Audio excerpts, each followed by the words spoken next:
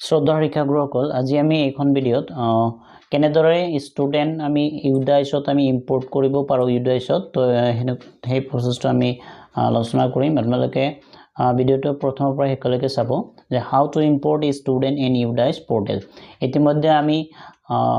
ষ্টুডেণ্টবোৰ যিসকলে আমাৰ বিদ্যালয়ত নতুনকৈ নাম ভৰ্তি কৰাইছে বেলেগ বিদ্যালয়ৰ পৰা তেওঁলোকক আমি কি কৰিব লাগিব ইম্পৰ্ট কৰিব লাগিব বুলি নিৰ্দেশনা প্ৰদান কৰিছে তো আমি কেনেদৰে আমি ষ্টুডেণ্ট এজনক আমি নিজৰ বিদ্যালয়লৈ ইম্পৰ্ট কৰিম তো এইখিনি ডিটেইলছ এইখন ভিডিঅ'ত আলোচনা কৰা হ'ব আপোনালোকে প্ৰথমৰ পৰা শেষলৈ চাব তো প্ৰথম অৱস্থাত আমি কি কৰিব লাগিব যদি আমি ষ্টুডেণ্ট এজনক ইম্পৰ্ট কৰিব বিচাৰোঁ উইদিন দ্য ষ্টেট তেতিয়াহ'লে within the state or outside of the state তেতিয়াহ'লে আমি কি কৰিব লাগিব প্ৰথম অৱস্থাত আমি আমাৰ নিজৰ ষ্টুডেণ্ট স্কুলৰ ইউডাইছত আমি কি কৰিব লাগিব লগ ইন কৰি ল'ব লাগিব প্ৰথম অৱস্থাত আপোনালোকে কি কৰিব নিজৰ বিদ্যালয়খনৰ ইউডাইছ আৰু পাছৱৰ্ডেৰে আপোনালোকে কি কৰিব লগ ইন কৰি ল'ব তো এনে চাব লগ ইন ফৰ অল মডিউল মাৰাৰ পিছত আপোনালোকে ষ্টুডেণ্ট মডিউলত কি কৰিব লাগিব লগ ইন কৰিব লাগিব তো ষ্টুডেণ্ট মডিউলত লগ ইন কৰিলোঁ আপোনালোকে নিজৰ ইউডাইছত লগ ইন কৰাৰ পিছত আপোনালোকে কাৰেণ্ট একাডেমিক সেশনটো চুজ কৰিব কাৰেণ্ট একাডেমিক ইয়াৰ 2026 to 27 যেটো সেশন আছে এই সেশনটোত আপোনালোকে ক্লিক কৰিব ক্লিক কৰাৰ পিছত এনেকুৱা ধৰণৰ উইন্ডোজ এখন খোল খাব এতিয়া চাব আমি যেটো ষ্টুডেণ্ট প্ৰগ্ৰেছন মডিউলটো আমি কমপ্লিট কৰিছো আমি প্ৰথম অৱস্থাত কোড যাব লাগিব যে যদি আমি ষ্টুডেণ্ট এজনক ইম্পৰ্ট কৰিব বিচাৰো তেতিয়াহ'লে ইম্পৰ্ট অপচনটো ক'ত পাব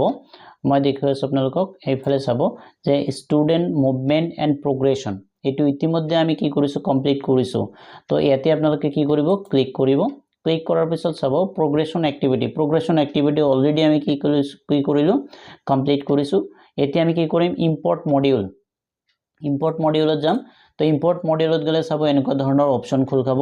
যে import within state import outside state আৰু drop box inactive student list তাৰ পিছত থাকিব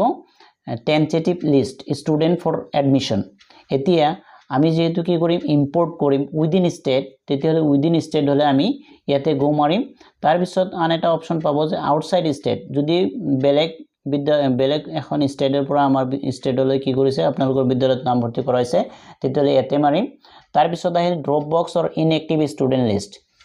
আৰু ড্ৰপ বক্সৰ পৰা আমি কি কৰিব পাৰো ইনএক্টিভ ষ্টুডেণ্ট লিষ্টৰ পৰা আমি ষ্টুডেণ্ট কি কৰিব পাৰো ইম্পৰ্ট কৰিব পাৰো তো যেহেতু আমি উইদিন ষ্টেট কি কৰিম ইম্পৰ্ট কৰিম তো ইয়াতে কি কৰিম মই গো মাৰাৰ পিছত চাব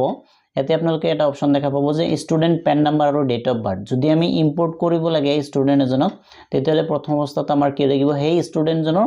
পেন নাম্বাৰ লাগিব আৰু ডেট অফ বাৰ্থ লাগিব পেন নাম্বাৰ আৰু ডেট অফ বাৰ্থ মাৰাৰ পিছত আপোনালোকে এটা গো মাৰাৰ পিছত সেই ষ্টুডেণ্টৰ ডিটেইলছখিনি আহি যোৱাৰ পিছত আপোনালোকে কোনটো ক্লাছত কি কৰিব ইম্পৰ্ট কৰিব সেই ডিটেইলছ আহিব তো যেটো ক্লাছ এলিজিবল হয় হেতু ক্লাছে আহিব তাৰ পিছত এতে চাব দুটা অপচন আছে যে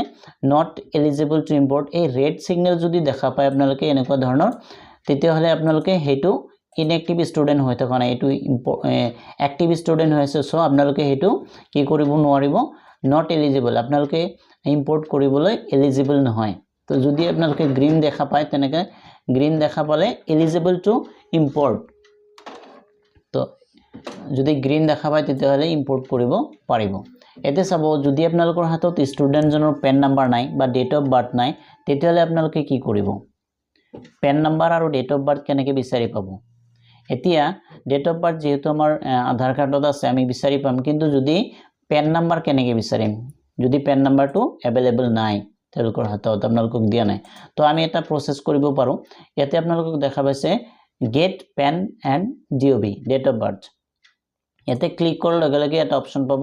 আধাৰ নাম্বাৰ আৰু ডেট অফ বাৰ্থ যদি আধাৰ নাম্বাৰ আৰু ডেট অফ বাৰ্থ আপোনালোকে মাৰে সাৰ্চ কৰাৰ পিছত আপোনালোকৰ ষ্টুডেণ্টজনৰ পেন নাম্বাৰটো ইয়াতে আহি যাব তো তেতিয়া আপোনালোকে ষ্টুডেণ্টৰ পেন নাম্বাৰ আৰু ডেট অফ বাৰ্থ মাৰি গো মাৰিলে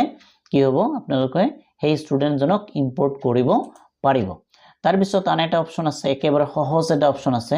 আপোনালোকে এটো বেক কৰাৰ পিছত চাব যে ড্ৰপ বক্স অৰ ইনএক্টিভ ষ্টুডেণ্ট এটো 3 নম্বৰ অপচনটো চাব ড্ৰপ বক্স অৰ ইনএক্টিভ ষ্টুডেণ্ট লিষ্ট এতে গো মাৰিব এটো অলপ সহজ পদ্ধতি যদি আপোনালোকে সেই যিখন বিদ্যালয়ৰ পৰা আপোনালোকে ইম্পৰ্ট কৰিব বিচাৰে সেইখন বিদ্যালয়ৰ যদি ইউ ড্যাশ জানে তেতিয়াহ'লে আপোনালোকে ইউ ড্যাশ এতে সার্চ কৰাৰ লগে লগে মই এটা দেখুৱাই দিছো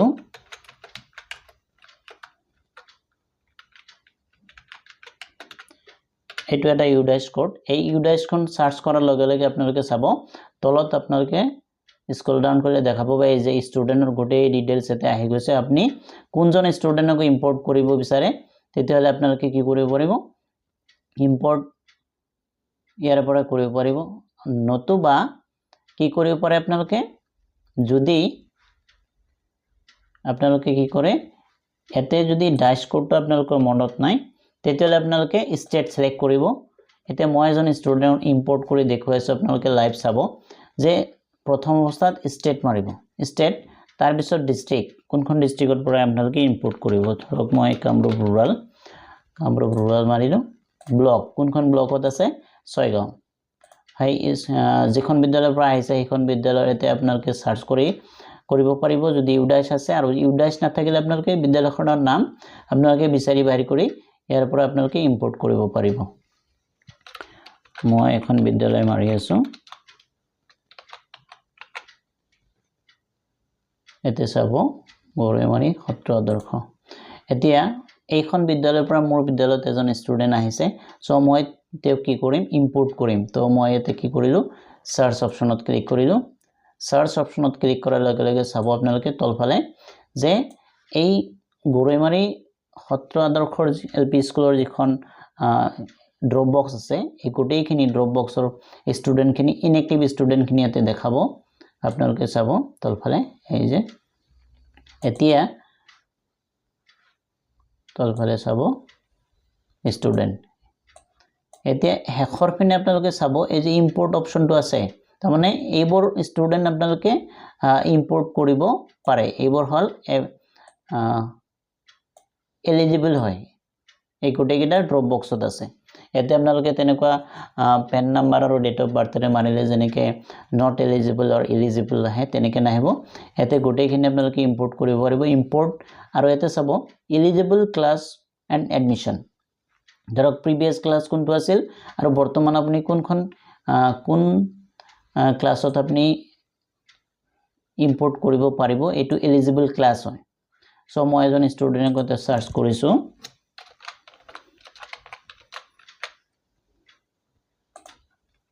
এতিয়া চাব এইজন ষ্টুডেন্টজন মোৰ বিদ্যালয়ত আহিছে তো মই কি কৰিম ইয়াক ইম্পোৰ্ট কৰিম মই কোনটো ক্লাছত কাৰণে তেও এলিজিবল হয় ইম্পোৰ্ট কৰিবলৈ চাব ক্লাছ ফৰ এডমিশন এতে কোন ক্লাছত এডমিশন ল'ব পাৰিম ক্লাছ 4 তে মই তেওক এডমিশন ল'ব পাৰিম ইম্পোৰ্ট কৰিব পাৰিম ক্লাছ 4 লৈ সো মই কি কৰিম এতে ইম্পোৰ্ট অপশন আছে লাষ্টত চাব ইম্পোৰ্ট মাৰিলো এতিয়া মই ডেট অফ বাৰ্থটো মাৰি আছো ডেট অফ বাৰ্থটো মাৰাৰ পিছত এতে পেন নাম্বাৰটো যেটো আছে अवेलेबल আছে পেন নাম্বাৰটো বাহিৰ হৈ গল এতিয়া মই কি কৰিম তেওঁৰ ডেট অফ বাৰ্থটো মাৰিম চাব ডেট অফ বাৰ্থটো মাৰি আছো 2014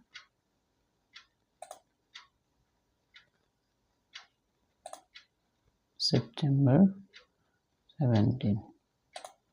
এতিয়া ডেট অফ মাৰিলো তাৰ পিছত গো মাৰিলো গো মাৰাৰ পিছত চাব এতে ষ্টুডেন্টৰ ডিটেইলছ আহি গৈছে এতে এলিজিবল হয় নে নাই এটো আহিছে চাব drop box session move to other mode of the study on study in open schooling তাৰ পিছত ষ্টুডেন্ট বেসিক ডিটেইলছ আহি গল গোটেইখিনি আহিছে আপোনালোকে ডিটেইলছ চেক কৰি ল'ব পাৰে একবাৰ কোনখন বিদ্যালয়ত আছিল তাৰ পিছত এতে তলত চাব এটো এটা গুৰুত্বপূৰ্ণ কথা ইম্পোৰ্ট টু 2026 or 27 and 27 এতিয়া 2026-27 বৰ্ষৰ বাবে আমি কি কৰিম তেও ইম্পোৰ্ট কৰিম এতে কোনটো ক্লাছত ইম্পোৰ্ট কৰিব পাৰিম ক্লাস 5 ত এতে মই ক্লাস 5 ত তাইক ইম্পোৰ্ট কৰিম তো ইম্পোর্ট সেকশন চাব সেকশন হল এ এতিয়া ডেট অফ এডমিশন তো কেতিয়া এডমিশন লৈছে তো এডমিশন লৈছিল তেও এপ্ৰিলত লৈছিলে এপ্ৰিলৰ ধৰ হল 9 তাৰিখত লৈছে তো তাইক মই কি কৰিলো এতিয়া ইম্পোৰ্ট মাৰিলো এতিয়া আহিছে চাব are you sure want to import the student name Almina Akhtar previous class 3 and class 2 import admitted class 5 তো মই কনফার্ম মাৰিলো চাব student successfully imported আহি গ'ল আপোনালোকৰ এনেকুৱা ধৰণে আপোনালোকে কি কৰিব পাৰে অতি সহজে আপোনালোকৰ ষ্টুডেণ্টখিনি ইম্পৰ্ট কৰি ল'ব পাৰে ইউডাইছৰ পৰা তো ধন্যবাদ থাকিল আপোনালোকে আশা কৰোঁ আপোনালোকে ইম্পৰ্ট মডিউলটো কমপ্লিট কৰিব পাৰিব এতিয়া